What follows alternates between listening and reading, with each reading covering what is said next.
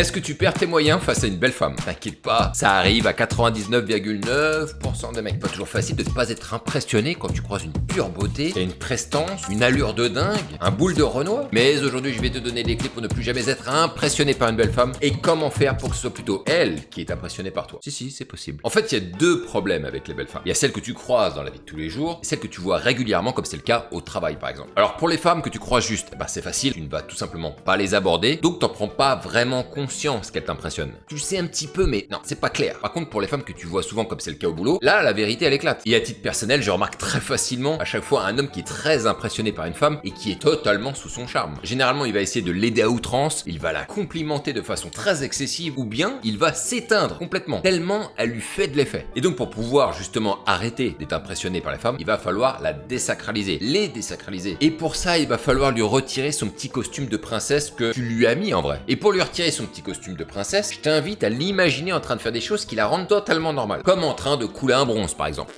Je sais que c'est pas très glamour ce que je te dis, mais si tu te l'imagines en train de faire des trucs d'humain de base, je te garantis que tu ne la verras plus du tout comme une petite princesse. Alors oui, je suis d'accord avec toi, l'imaginer en train de chier, c'est peut-être un peu extrême. D'accord les gars, mais c'était pour être sûr que tu comprennes bien l'idée. Retire-toi cette image sinon. En tout cas, je pense que t'as compris l'idée. Allez, je te la remets une dernière fois. Ouais, c'est trop dur hein. Allez, une dernière, allez, pour rigoler.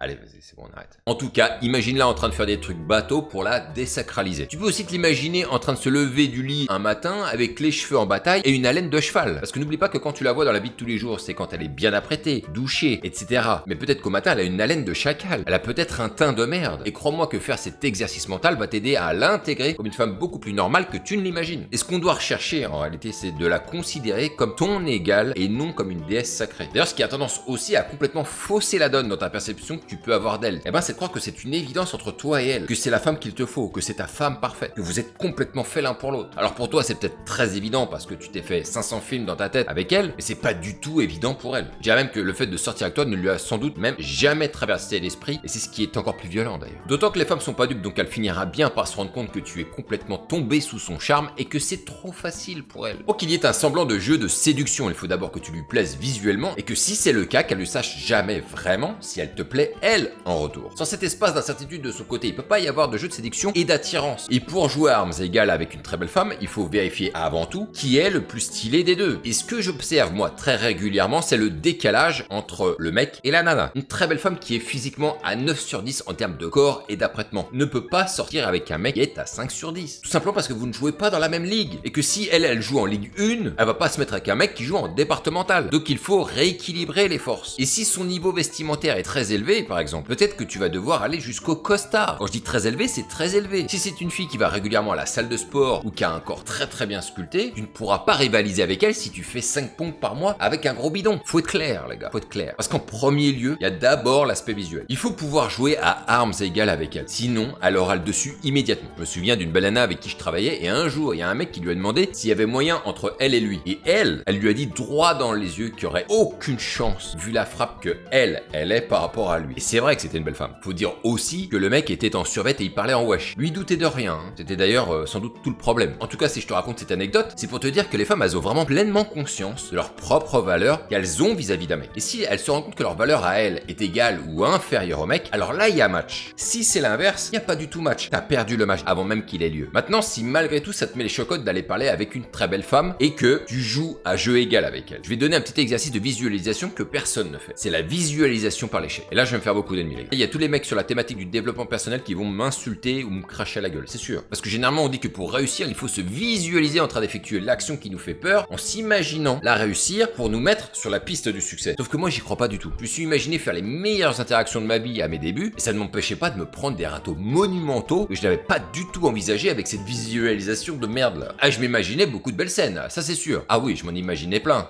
La réalité les gars, il y a rien qui conne plus fort que la réalité. Et donc moi je trouve que c'est beaucoup plus efficace de faire un exercice de visualisation mais par l'échec. Tu vas te visualiser une scène où tu es super bien sapé, donc tu joues dans la même ligue, et tu vas t'imaginer aller lui parler. Et au moment où tu lui parles, tu imagines qu'elle est en train de t'indiquer soit par des mots ou soit par une attitude qu'elle n'a pas du tout envie de parler avec toi. Ce simple exercice va te permettre de pouvoir beaucoup mieux appréhender la situation si elle se passe en vrai, en ne t'imaginant pas que tu seras attendu par elle comme le Messie, contrairement à ce que tu aurais pu croire, ou à ce que tu aurais pu t'imaginer. Alors le grand risque dans cet exercice de visualisation, c'est de se dire que puisqu'elle va te rejeter, alors ça sert sert à rien d'aller lui parler puisque c'est perdu d'avance. Mais ça, c'est la pire des erreurs à commettre. Parce que je te le rappelle, le fait de visualiser, c'est juste de s'imaginer. Sauf que là, on s'imagine le pire pour se préparer à l'extrême et on tente de trouver une issue justement pour voir ce que l'on peut faire pour inverser la situation. Et si tu arrives à bien le faire, je peux te garantir que tu auras beaucoup moins d'appréhension pour aller lui parler car tu es prêt à encaisser les coups. Contrairement au moment où tu ne t'imaginais que le meilleur. Où là, c'était la gifle direct. Maintenant, on va pas se mentir, pour être vacciné avec les belles, voire les très belles femmes, eh ben, il faut aller leur parler souvent. Eh oui, le pouvoir de l'habitude. Donc, il faut rencontrer beaucoup de femmes pour que tu puisses te dire que cette belle femme que tu viens de voir n'est pas si ouf que ça. Si tu es impressionné par une belle femme, c'est que tu n'as pas l'habitude. Donc, il faut habituer l'œil. C'est d'ailleurs ce que j'avais raconté lors d'un live lorsque j'ai été à Miami où les premiers jours, c'est vrai, j'avais des décollements de rétine et puis la semaine suivante, elles commençaient à me faire beaucoup moins d'effet. Et ça devenait de plus en plus simple d'aller les aborder parce qu'elles étaient partout. Et d'ailleurs, le grand drame là-dedans, c'est que j'ai trouvé au final les femmes françaises beaucoup plus fades qu'avant de partir lorsque je suis rentré de mon séjour. Et ce qui rendait mes interactions beaucoup plus simples qu'auparavant. Plus impressionné du tout par les femmes. Et plus tu iras parler à de belles femmes, plus tu vas comprendre qu'il n'y a rien de dingue chez elles à part juste le fait d'être belle. Il faut que tu te rendes compte à quel point les conversations ne sont pas plus exceptionnelles qu'avec des femmes moyennes et que tu te rendes compte aussi à quel point leur vie n'est pas plus exceptionnelle